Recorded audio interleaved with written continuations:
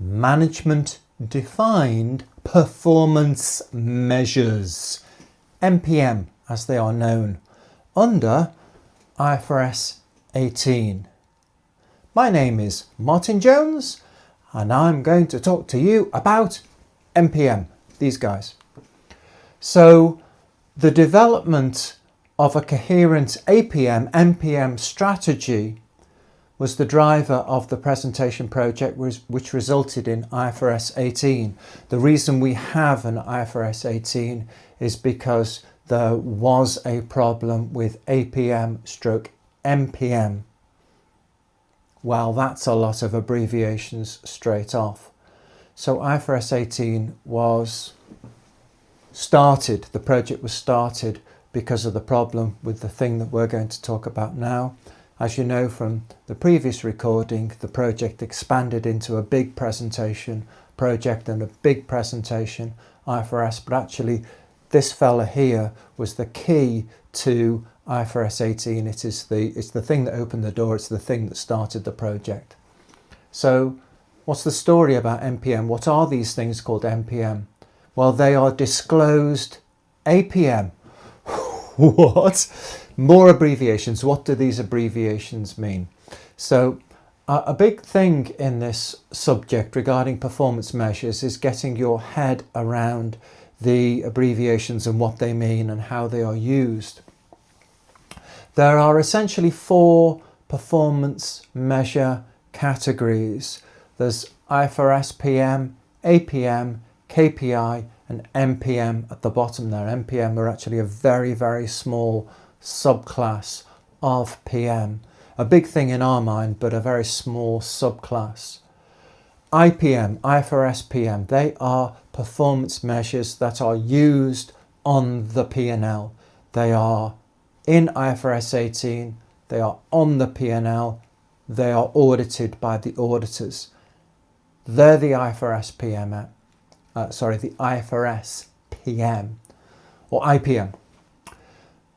APM is any performance measure at all that is an alternative to the IPM, to the IFRS PM.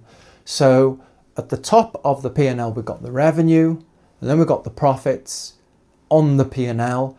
If you have in your head a performance measure that is not one of those, then you have in your head an APM, an alternative performance measure. KPI, what are they? Well, KPI are performance measures, performance indicators that are somehow made key. They're made key either because they're in your contract or they're made key because they're described as being really important by the directors. And then lastly, we come to MPM, these really special fellas that are disclosable because of the IFRS 18 MPM. That's where we're headed. But we're only headed there. So let's go through that again. IFRS PM, they are the performance measures that are on the P&L. APM, that is any other measure apart from those IPM. KPI are any measure that is made key by directors, and MPM are super special. We're going to head towards them. Right. Back to IFRS PM. So IFRS PM. IFRS performance measures. These are essentially the revenue at the top of the P&L and each of the profits between each of the categories. So you've got the revenue at the top and then you've got the categories, and below each category you've got a profit figure. So they are the revenue and the profits on the P&L. They're the revenue and the profits on the P&L. So reverting to a classic P&L, the classic P&L that we were using before, the following are the IFRS PM. Come with me and have a look at this slide that you've seen before. So you've got revenue at the top, that's a IPM, that's an IFRS performance measure. Then you've got the operating profit, the PBFIT, the PBT and the profit. Those are all IPM, IFRS performance measures. So that's what an IFRS PM is. It's one of these fellas. They're governed by IFRS 18 and they're audited by auditors. Cool, all right, so that's that. IFRS performance measures. So there are essentially five IFRS performance measures. You've got revenue, operating profit, PBFIT, profit before income taxes and profit. Done. Revenue and the four profits. Alternative performance measures. There are a vast number of performance measures that are alternative to the above five. And when I say vast, I mean absolutely vast. And all that requires an APM to be an APM is that it is an alternative to the IPM. That's all it is. It is a PM that is alternative to the IPM. And you don't need to know any, but an awareness of some is necessary to get a feel for this subject. So here are 6 that I chose. They're not at random, but they're just 6. They're not random, but they're 6 to give you a feel for APM. So from the top we have the very famous EBITDA.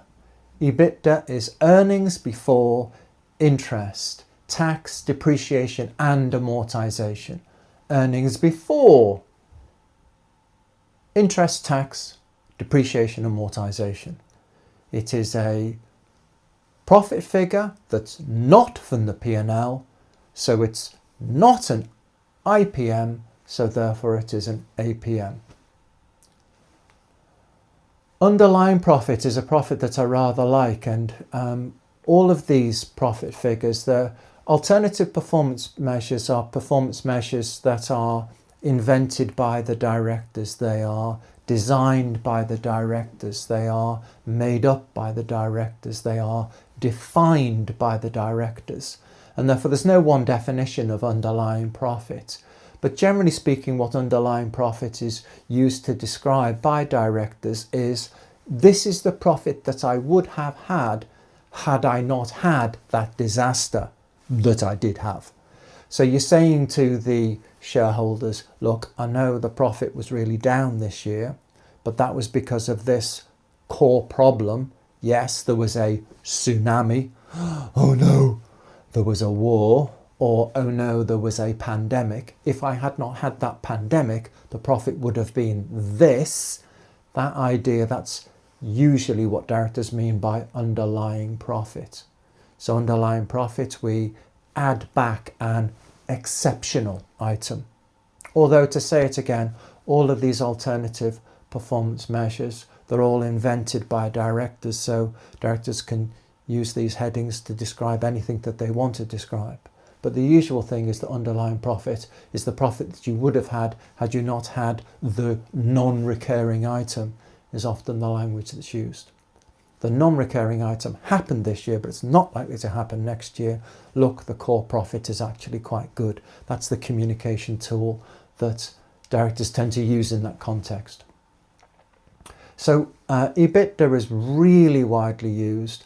Underlying profit is very common, but in every industry they have their own APM, and there's a particular industry that the examining team refer to and refer back to again, and that is football. The examining team love football.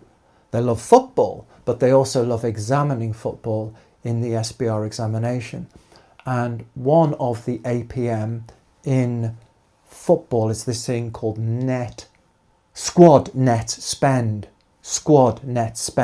It's a cash flow measurement actually, and it's the difference between the cash that you have spent on buying new players and the cash that you have received on selling outgoing players. So it is a net spend. It's the difference between what comes in on selling and what goes out on buying. Cool, right? And that is a football APM, and every industry has its own APM. I just mention this in passing because why not? For example, in retail, a very common APM is footfall. which just measures the number of customers coming into the stores nationwide, worldwide. So footfall is one in retail, and there's others that are used in property investment industry and software and etc., manufacturing and so on and so on. So there are lots of these industry specific performance measures that are used. You don't have to know any of them, but an awareness that they do exist is very helpful. So many entities use EBITDA. Almost everybody uses EBITDA. Underlying profit is very common, but squad net spend is a football thing, but it's worth being aware that there are industry specific APM. Carbon footprint is a different kind of a fella, isn't it? But nevertheless, that's very widely used, isn't it? Usually greenhouse gas emissions is the signature that measures carbon footprint. But again, it's management defined, and management decide how they're going to measure carbon footprint. And carbon footprint, of course, isn't on the P&L, and therefore carbon footprint is an APM. Workplace injuries, yes, many entities are operating in dangerous businesses, and they actually have very good ethics, but they work in dangerous environments, and they want to communicate to their shareholders how they are reducing the workplace injuries. Mining is what I'm thinking of, actually. Mining is incredibly dangerous, and one of the key things that mining companies try to do is minimize workplace injuries. It's such an important thing to these entities that they actually they publish this information, and they often even make it KPI. They often make it a key performance indicator. So workplace injuries, obviously not on the P&L, it's an APM, it's an alternative performance measure. And customer satisfaction, you can guess that many entities, they want to measure their customer satisfaction and communicate that to their shareholders, and therefore that's an APM. Of course, that's not on the P&L either. So there you go. There's a vast number, an absolutely vast number of performance measures that are alternative to the P&L performance measures. That's what APM are. Oh, by the way, you've heard me saying it. I'll say it again. All APM are defined by management. So the name actually for a performance measure defined by management is an APM. It's alternative to the IPM. The name of any performance measure that is defined by management and not defined by IFRS is APM. So there's something going on there with management defined performance measures. Management defined performance measures, the thing in IFRS 18, is a small subset of APM. So the definition of MPM must be quite complicated, right? And it is. The basic thing where the directors define a performance measure, that's called an APM. You can see language is tricky here, isn't it? Oh, we're working our way through the list and we haven't got anywhere near the bottom yet. We're getting there. What we've done so far, is IPM and APM. IFRS performance measures, those are the performance measures on the P&L. APM is anything else. So now let's have a look at KPI. So what's this idea of KPI? So these are simply performance measures that management designate as key, and they can define them as being key in any document. They can define them as being key in any document, and any PM can be a KPI. So, for example, an IFRS PM can be a KPI, like for example PB Fit. So PB Fit could be a KPI, but carbon footprint could be a KPI. And carbon footprint, of course, is an APM. So an IPM, an APM, if you make one of those key, it becomes a KPI. So KPI are just performance measures that are made key. KPI are often designated as key in bonus structures like this. So here's just a generic one first off. I say to you, if you hit this operating profit target, then you get your bonus. So operating profit becomes your KPI. I say that to you. Or here is one that my boss said to me back in the day. If you adopt the new brand by Christmas, then you get your bonus. And in fact, this is a real KPI that was really in my employment back in the day, a million years ago, when Kaplan was changing to Kaplan from FTC. The old brand was FTC, the new brand was Kaplan, and the boss was slowly changing from FTC to Kaplan and realised that slow change wasn't the way to go. So we decided, right, we're going to have a quick change. It was autumn by the time he made this decision. He said, right, we're going to change straight away. If everybody can change by Christmas, then we all get a bonus. Quite a clever way of making a change, right? So we tried slow change, didn't work. Tried quick change, and it did work. So FTC then became rebranded Kaplan through that bonus structure. So there you go. So that it was a performance indicator, the adoption of a brand, so that we hit it, and therefore we got our bonus. So yeah, you can even have something like new brand adoption being a KPI, and it is a form of APM because obviously it's not a profit on the P&L. Get the idea? So that, there's KPI. So we do tend to think of KPI as being in bonus structures. We do tend to think of KPI in that way, don't we? But of course, we're doing strategic business reporting, so it's more usual SBR is looking at this kind of KPI. But KPI are often designated as key by management in shareholder communication, like this. So here's a generic one. Of all our performance indicators, the increase in the revenue is key. So a company comes out and says that they're making revenue into the KPI. That's a generic, I just made that one up. But the next one is a real one from my wife's company. She used to work in mining, that's why I know so much about it. And this is an announcement that was made while she was working for the company she was working for the mining company she was working for. And they were very proud of this. So they, as I said, really dangerous business, mining, and fatalities unfortunately happen in mining, and they were looking for 0 fatalities, and they achieved it, and they made a big thing of it. So they made a KPI out of fatalities. Of all our performance indicators, the one which we are really most proud is that we had 0 fatalities this year. So of course that's making fatalities into a KPI.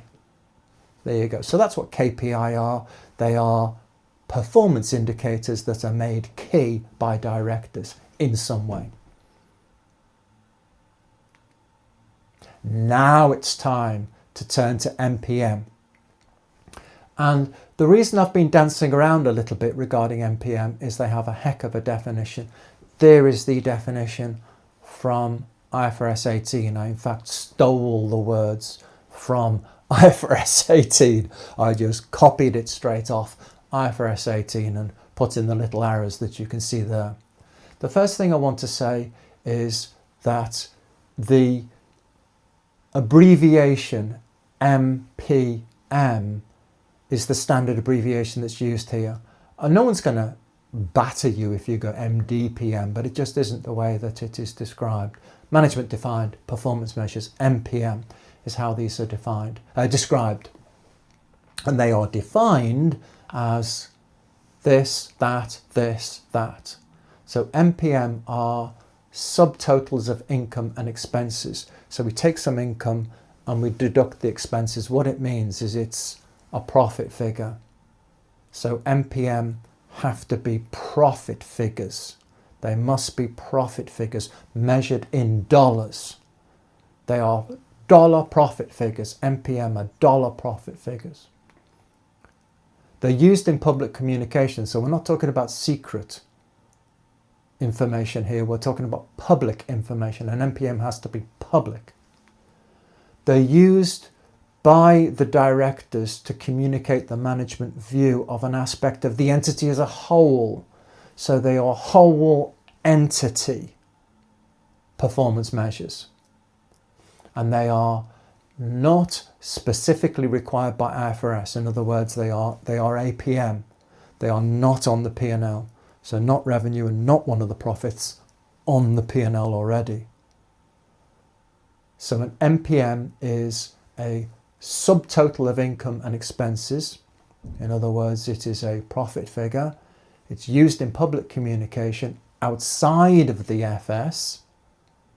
It's used to communicate to users management's view on an aspect of the entity as a whole, and it's not specifically required by IFRS. And the classic example of an MPM is EBITDA. So EBITDA is the classic MPM. So can we start at the bottom and work our way up maybe? So EBITDA is the earnings before interest, tax, depreciation and amortization. Which earnings figure do you start with before you start adding back depreciation and amortization? Which depreciation and amortization do you add back? Exactly, it is the directors that define this.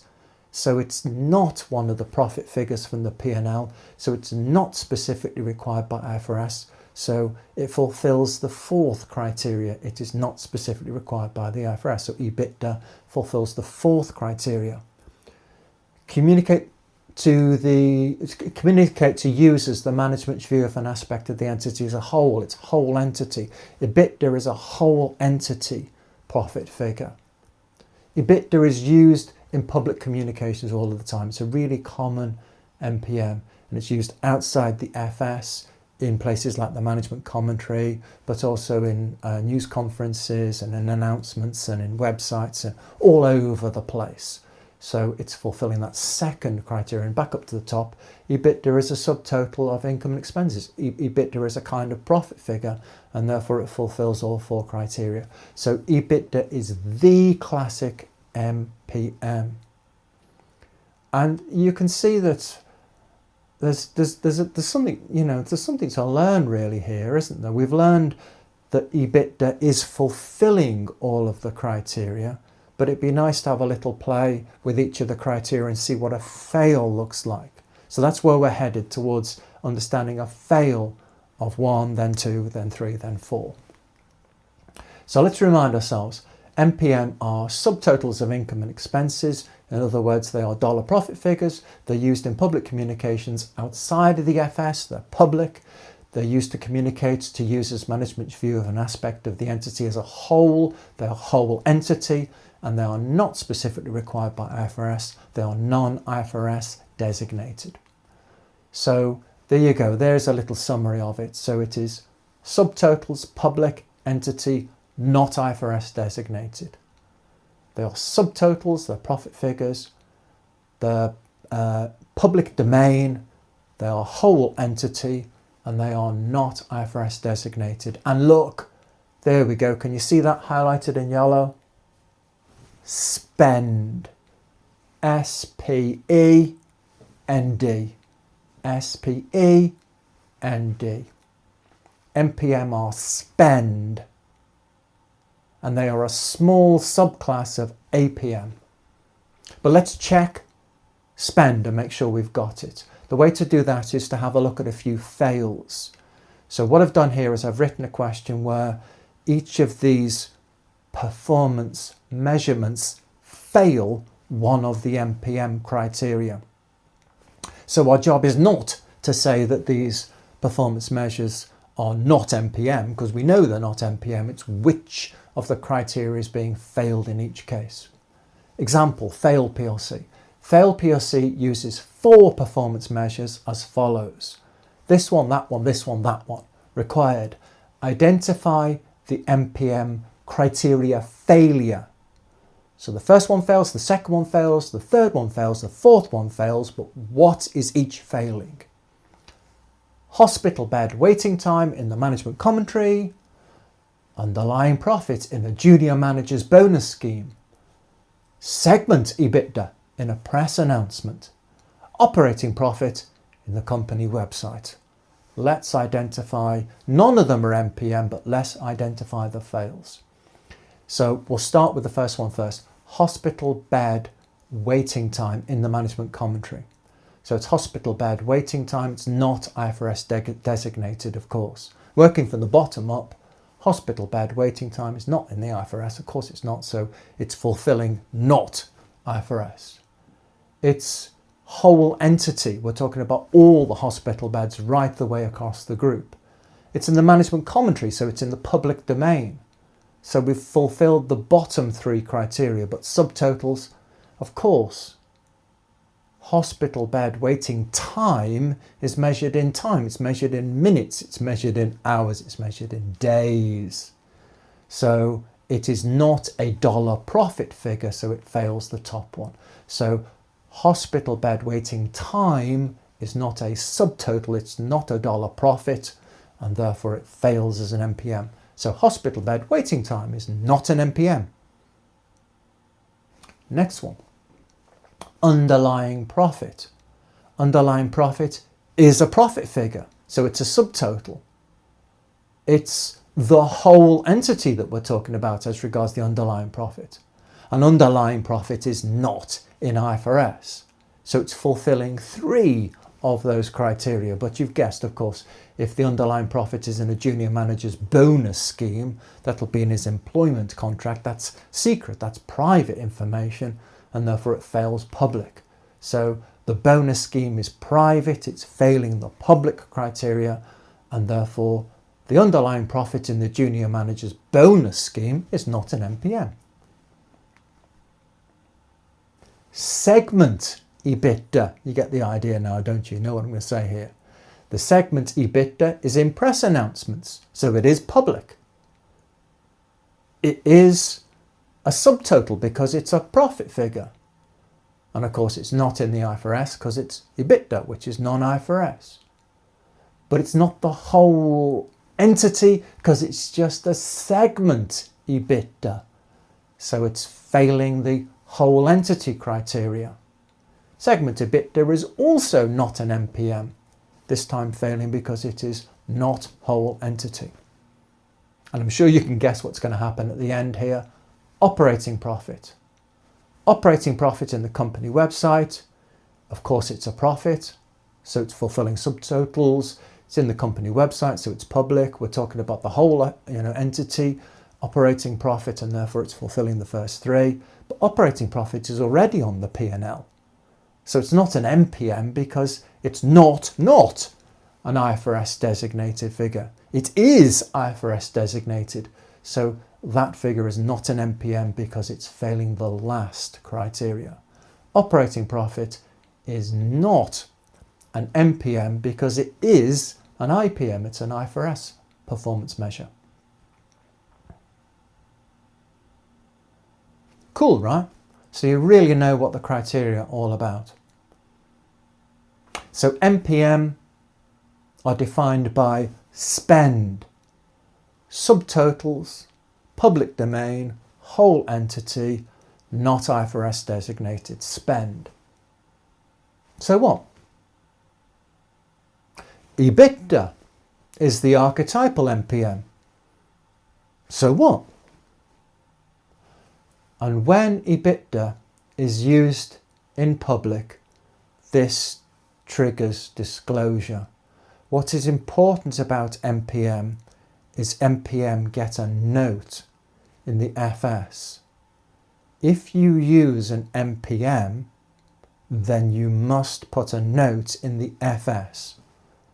If you use EBITDA in the public domain, then you must put an EBITDA note into your financial statements. Management defined performance measures, MPM, are disclosed. That's what's key. They go into the FS and therefore, of course, they're important to me, to you, in financial reporting, in strategic business reporting. MPM disclosure. MPM are widely used by directors outside the FS in the management commentary and interviews with the press. So, for example, EBITDA is widely used in the management commentary and in interviews with the press. But to add credibility to the MPM, to the EBITDA, you must also disclose in the notes. In the notes to the FS where the following must be provided. To add credibility, the MPM must also be disclosed in the notes to the FS where the following must be provided. And it's a list of 4 things. You must show a reconciliation of the MPM to the profit. Remember, MPM is a profit, so you're going to be reconciling the MPM profit to an IFRS profit. So you must reconcile the MPM to a profit figure in the P&L. You must explain what's going on with this MPM. You must explain its utility, explain its definition, explain how to use it and why it has been defined like it is. And you must also explain how the MPM interacts with NCI and tax. And can you see this? It's rent. R-E-N-T, another mnemonic. It's useful to have these mnemonics and learn this guff because you can guess this is exactly the kind of politics that gets examined in SBR. So what are the 4 things? The 4 things that must be disclosed for an MPM. It is rent. It is reconciliation, explanation, NCI effects, tax effects. It's rent. 4 things are disclosed for MPM. So MPM are special because they are disclosed, and the 4 things that we disclose in the notes is rent, reconciliation, explanation, NCI and tax. Let's have one last example to finish because it's quite nebulous, this subject, isn't it? And examples really help bring things to life. So we're going to play a game using the words that we've had so far. We're going to play a game using the abbreviations we've had so far. So we've had the abbreviations KPI, IPM, APM and MPM, and we're now going to play with those. So read from the top with me. Example, PM PLC. PM PLC regularly uses 5 KPI in the management commentary as follows. So the annual report, which comes out annually as a PDF released to the world via the website, the annual report is made up of 2 things. The 2 things it's made up of is the financial statements and the other stuff. The other stuff is known as the management commentary and includes things like the chairman's statement and the strategic review and all that kind of stuff. So the FS and the management commentary. The annual report is the combination of those 2. The FS are regulated by IFRS 18 and all the other IFRS and indeed auditors, and the management commentary is unregulated. You can say what you like in there. So PM regularly uses 5 KPI in the management commentary as follows. They use PB fit, carbon footprint, EBITDA, operating profit, margin and underlying profit. And we're required to identify of these 5 KPI, which of them is an IPM, which an APM, and which an MPM. Now to play this game, we need to use this story here. It's mostly about MPM, of course. Now MPM are subtotals, public entity, not IFRS designated. Can you look at the bottom one first? They're not IFRS designated. What that means is that all MPM are APM. So all MPM are APM. They have to be an MPM, you have to be not IFRS designated, and therefore you have to be an MPM. An MPM has to be an APM. So I'm feeling this coming off my tongue, so I'm not going to stop it. You know, all tigers are cats, but not all cats are tigers. In fact, actually very few cats are tigers. It's like that. Very few. There are very few MPM, and they're just a small subclass of the bigger class of APM. But to be an MPM, you have to be an APM. You have to be a figure that's not designated by IFRS. So MPM are APM. Get that first. MPM are APM, but they're also public domain, whole entity profit figures, dollar profit figures. So MPM are APM. MPM are APM. They are profit figures because they're subtotals of income and expenditure, and they are public domain whole entity dollar profit figures.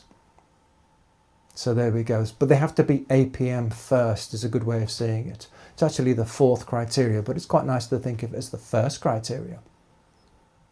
Good. So MPM are APM, that are public domain whole entity dollar profit figures. Cool. Now what I've done is I've just grabbed the 5 KPI and put them down the left hand side. So in the PMPLC management commentary, there are 5 KPI. The 5 KPI are PBFIT, carbon footprint, EBITDA, operating profit margin, and underlying profit. And as you can see, we've got a table here to help us to identify which of them are IPM, which of them are APM, and which of them are MPM. All right, so from the top. Oh, that's easy, the first one, right? PBFIT is in the middle of the P&L, therefore it's an IFRS PM. Cool. Oh, by the way, if it's an IFRS PM, it can't be an APM. And if it's not an APM, it's not an MPM.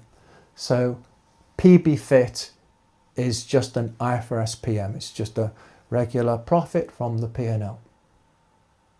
Carbon footprint. Carbon footprint is not on the P&L, and therefore it's an APM. It is an APM, but is it an MPM?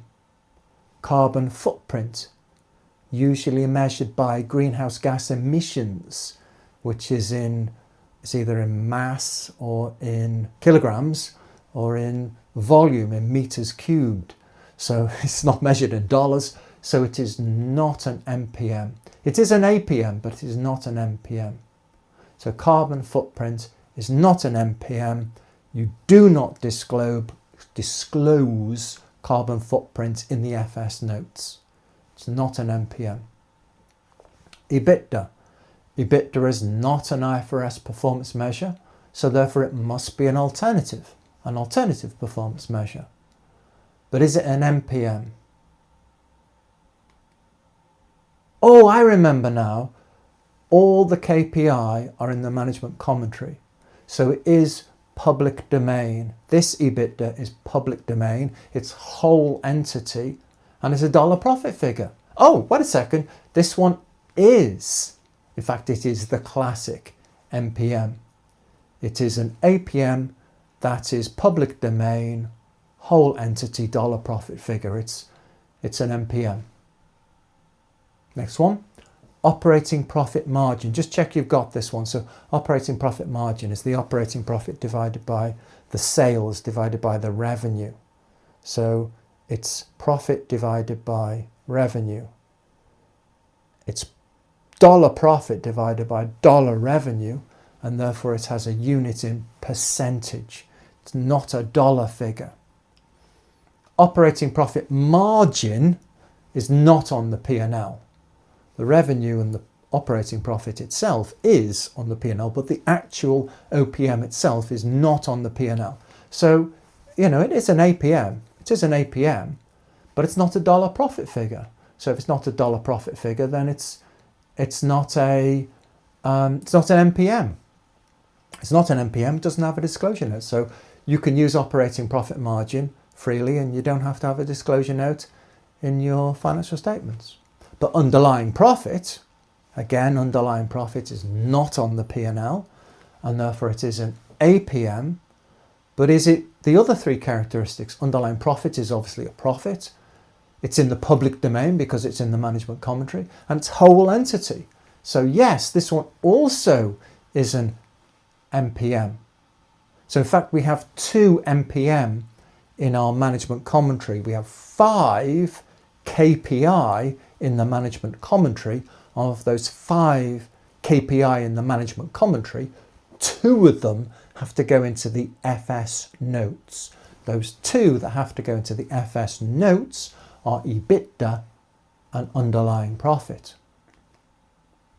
So PM would use all 5 KPI in the management commentary, but for EBITDA and underlying profit, PM PLC would disclose 1 note each, disclosing the following. Might actually be a whole page on EBITDA and a whole page on underlying profit. Could be half a page on each. And we disclose rent for EBITDA. Separate note, we disclose rent for underlying profit. 2 separate notes. So EBITDA, we disclose the reconciliation, explain the utility of EBITDA, describe the NCI effects and the tax effects, and then we do the same thing in a separate note on underlying profit, which are reconciliation and explanation, NCI and tax effects.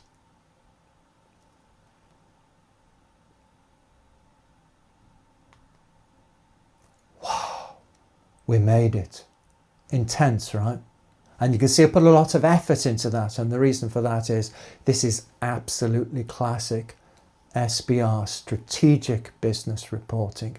It's not just bog standard accounting. It's not even simple mid-level financial reporting. This is proper strategy level business reporting. MPM. Let's learn what we have learned. Let's have a little summary now.